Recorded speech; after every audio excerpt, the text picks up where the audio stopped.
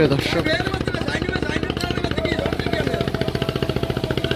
Sky TV নিউজের সকলকে স্বাগত এবং শুভেচ্ছা জানিয়ে শুরু করছি আজকে একটি বিশেষ লাইভ।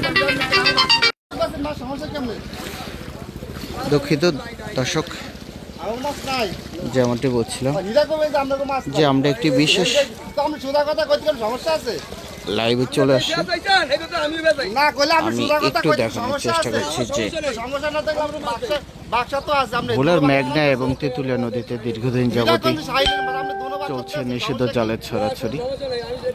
সেই নিষিদ্ধ জালে প্রতিদিনই নদী থেকে ধ্বংস করছে বিভিন্ন প্রজাতির মাছের রেণুপনা। আমি একটু দেখানোর চেষ্টা করছি। এই যে মশারি জাল ব্যবহার করে নদী থেকে প্রতিদিন লাখ লাখ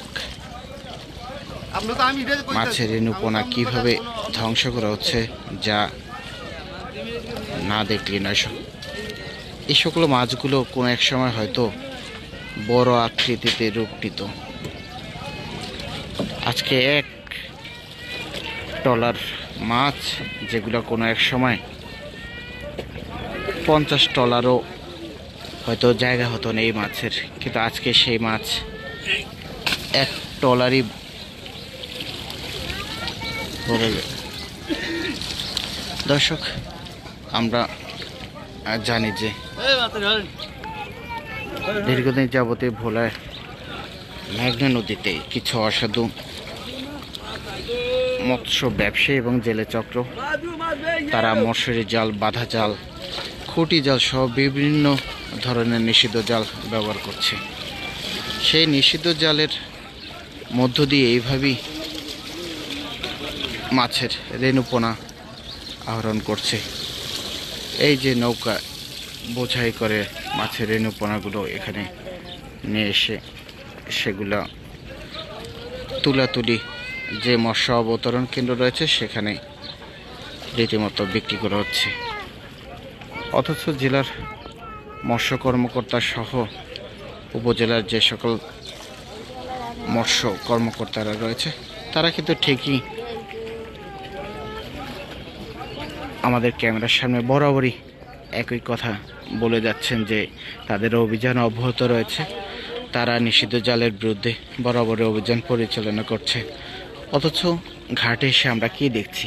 যদি সেই ধরনের অভিযান পরিচালনা করাই হতো তাহলে এই সকল মাছ কোন জালে ধরা পড়ে? আজকে আমি এসে যেটি দেখতে পাচ্ছি যে তারা সেই সকল নিষিদ্ধ জাল, যে মশারির জাল করে যে জালটি রয়েছে, যেটি ছিদ্র একেবারে ছোট, যেগুলো দিয়ে মাছের ডিমটা পর্যন্ত আটকা পড়ে যায়, সেই জাল দিয়ে তারা এই সকল মাছগুলো নদী থেকে আহরণ করছে।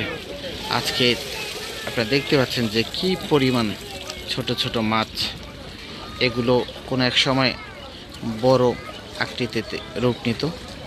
সেক্ষেত্রে এই মাছগুলো আজকে একটি ট্রলারে যে পরিমাণ, তখন হয়তো দেখা যেত যে একটি ট্রলার কেন, হয়তো 100 ট্রলারে এই মাছ জায়গা হতো না। যে আমার পাশে আরেকটি ট্রলার রয়েছে, সেটি ট্রলারের মধ্যে মাছ লুকিয়ে নিয়ে আসছে ঘাটে, সেগুলো ভিতর থেকে মাছ একে একে ঝুড়ি থেকে উত্তোলন, ঝুড়িতে উঠানো হচ্ছে আর ঘাটে প্রকাশ্যে বিক্রি করছে। অথচ আমি এখন পর্যন্ত কিন্তু আমাদের চোখে পড়েনি যে ঘাটে কোনো ধরনের মৎস্য অফিসের কর্মকর্তা কিংবা প্রশাসনের কোনো লোকজন ঘাটে এসে তদারকি কিংবা মনিটরিং যে ঘাটে কী ধরনের মাছ বিক্রি করছে বা ওই ধরনের মাছ কোন জালে ধরা পড়ছে আর সেগুলো কোথা থেকে আসে, এগুলো সাধারণত মনিটরিং করার কথা থাকলেও কিন্তু আমরা দেখিনি যে কোনো মৎস্য অফিসের কোনো কর্মকর্তা কিংবা কোনো লোকজনকে এই ঘাটে আসতে। আমি মাত্রই 2টি নৌকাই এখন দেখতে পাচ্ছি এভাবে ছোট মাছ আহরণ করে তারা এভাবে বিক্রি করছে। হয়তো একটু আগে আসাতে দুইটি নৌকাই চোখে পড়েছে। আমি এই আরও কিছুক্ষণ দাঁড়িয়ে থাকলে দেখা যাবে যে আরও অনেক নৌকা একের পর এক এভাবে মাছ নিয়ে যে তুলাতুলি মৎস্য ঘাট রয়েছে সেই ঘাটটিতে এসে মাছ বিক্রি করবে। এখানে প্রকাশ্যে ডাকের মাধ্যমে এই ধরনের মাছগুলো বিক্রি হচ্ছে। আমি একটু যদি দেখাতে চাই,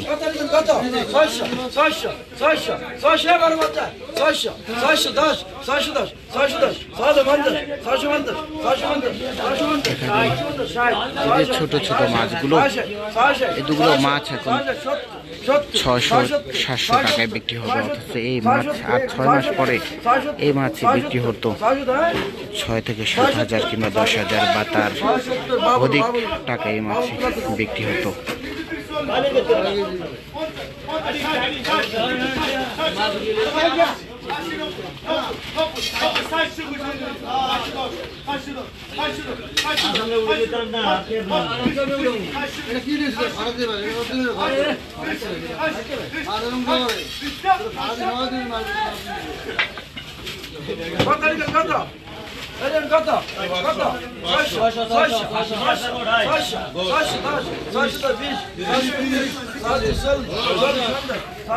দর্শক দেখতে পাচ্ছেন যে তুলাতুলির যে মাছঘাটটি রয়েছে সেখানে নিষিদ্ধ জালের এই ছোট ছোট মাছগুলো এইভাবে প্রকাশ্যে বিক্রি হচ্ছে। একইভাবে কিন্তু ভোলার প্রতিটি মাছঘাটই এই চিত্র দেখা যায়। বিশেষ করে ভোলার খাল নামক যে জায়গাটি রয়েছে সেখানকার মাছঘাটও আরও বেশি পরিমাণ এরকম নিষিদ্ধ জালের মাধ্যমে ছোট ছোট মাছ আহরণ করে প্রকাশ্যে বিক্রি করছে।